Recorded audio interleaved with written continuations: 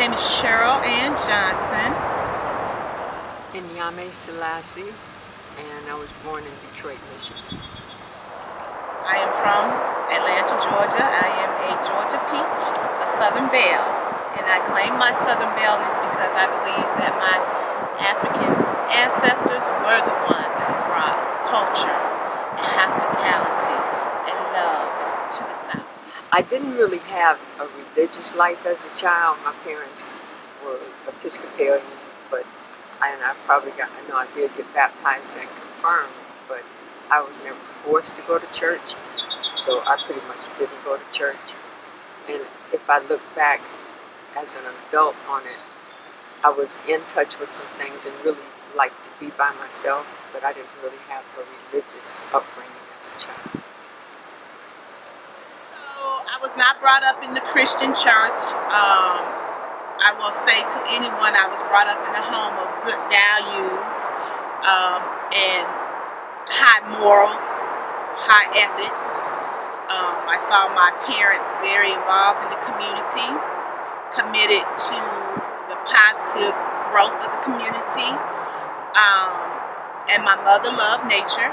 She loved being outside. She loved observing nature and seeing God's beauty in nature.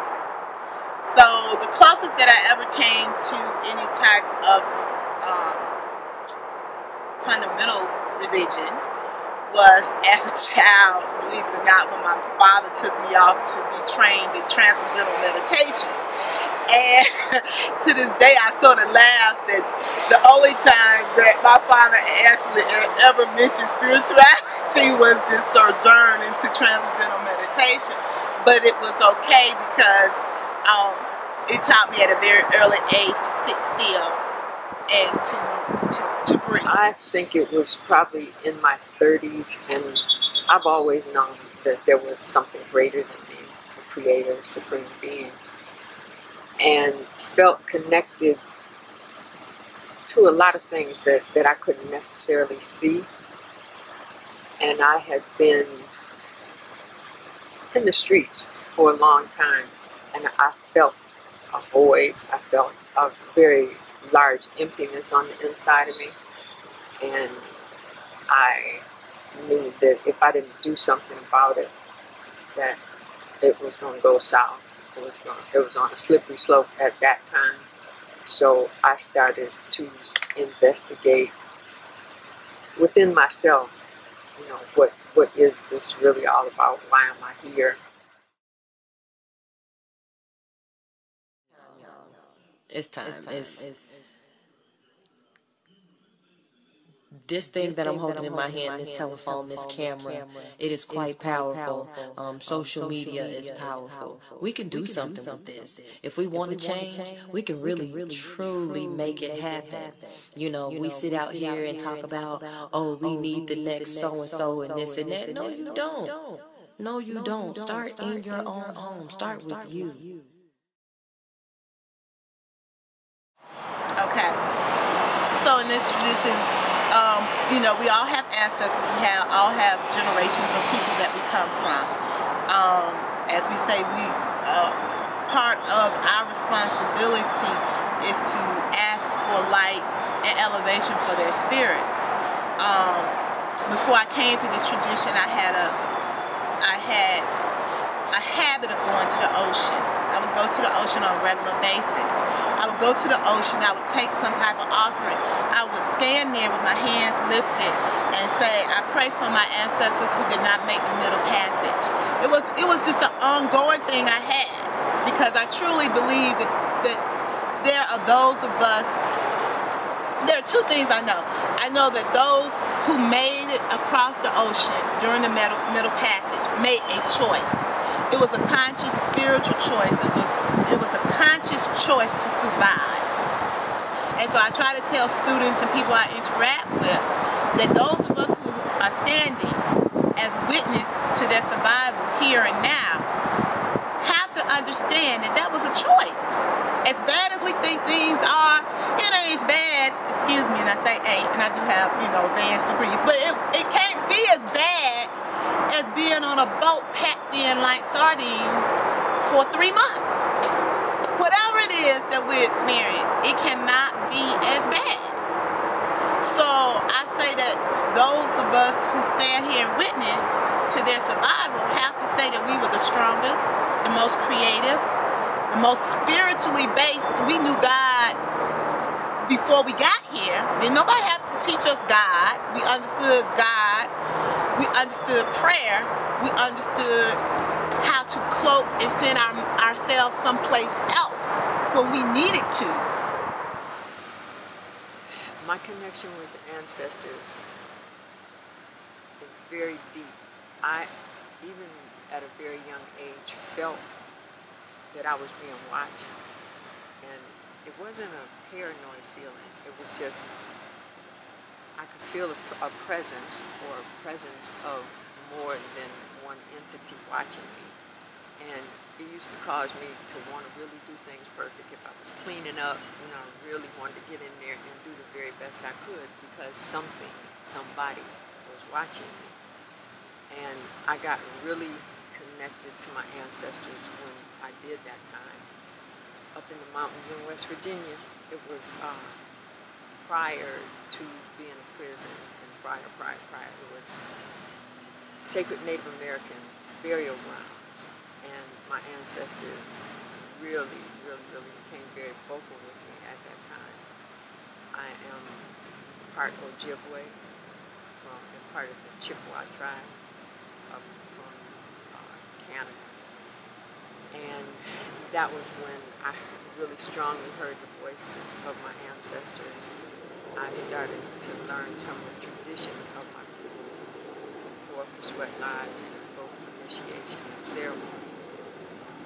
And from that time on, I had contact with all of my ancestors. But my first real audible contact was Native American.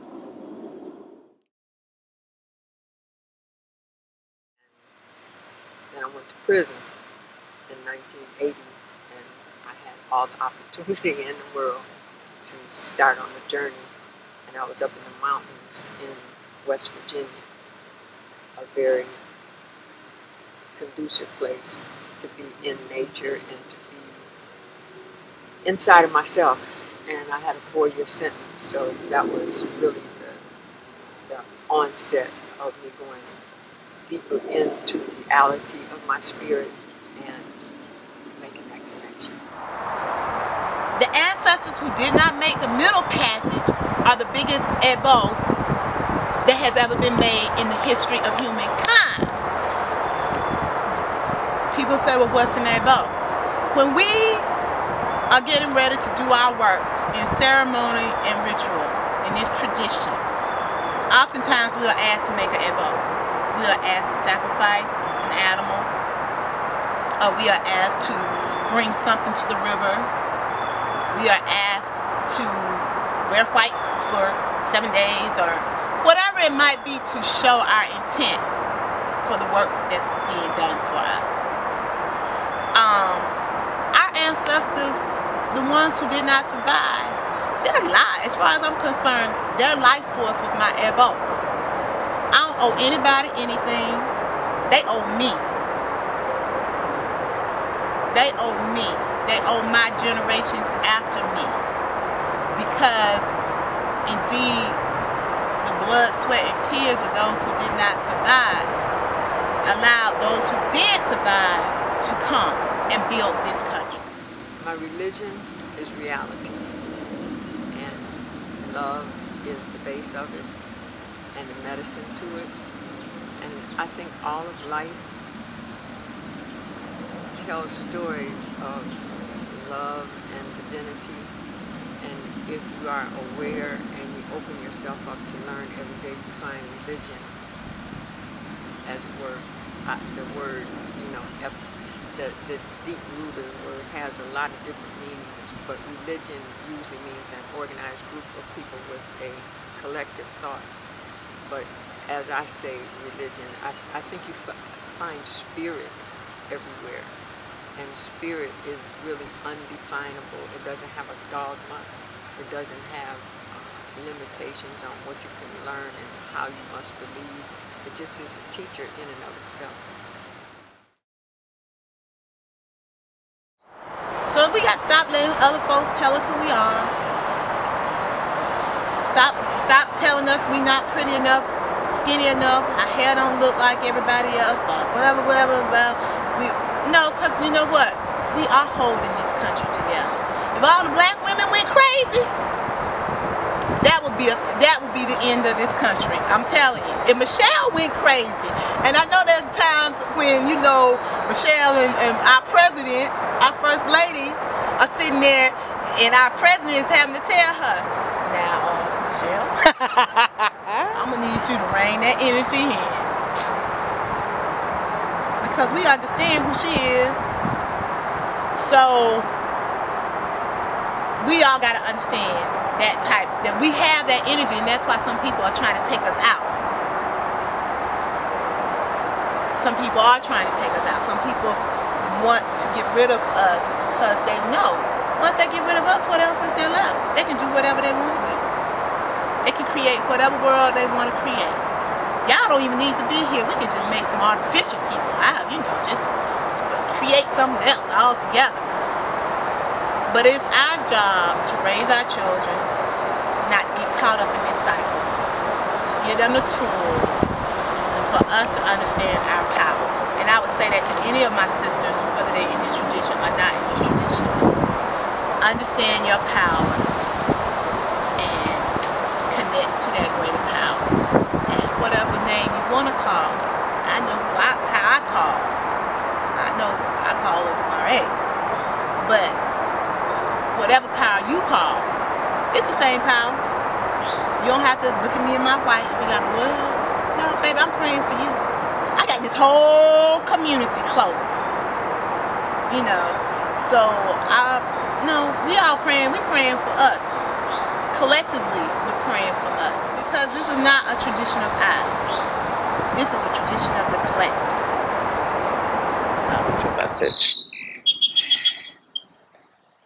My first message would be to seek out elders, to really find out what it means to be a woman. And it's not, you know, just that we're feminine, or that we attract the opposite sex, or even that we bear children. To be a woman is a very, very deep responsibility, because we are the representatives of humanity, all humanity. Everything human comes from a womb.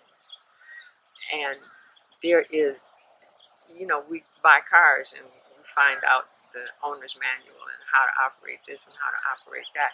We don't even know anything about our bodies in general. And when we do, we don't really have a relationship with that. Our bodies are sacred. Our bodies are a temple. Our wombs are heaven. And we need to be far more cognizant of who we let in our sacred spaces, the energy that they carry. We need to be mindful of the energy that is housed in us from people that we let into our sacred spaces. And we need to be closer to each other and just eliminate the barriers of our, you know, can't be around her, or she thinks she's cute, or whatever the division is. We need to really work to get over that, because if I'm talking to young minds, you're clear enough and you're bright enough to know that you can look around and see that has never worked, and it's divide and conquer. So sisters need to come into safe spaces with each other. They need to seek out elders, and I say elders, not just old people. They need to seek out elders who have wisdom and who can help to guide them in the ways that we generally don't get taught in this Western Hemisphere. We do in other parts of the world called third world countries. We grow up with initiations and awareness of our sacredness, but in this country we don't. We grow up with iPads and Xboxes and whatever, which takes you outside of yourself. So I would say seek the company and a safe space with other sisters, and definitely seek out elders who are willing to love you, willing to listen to you, and you listen to them.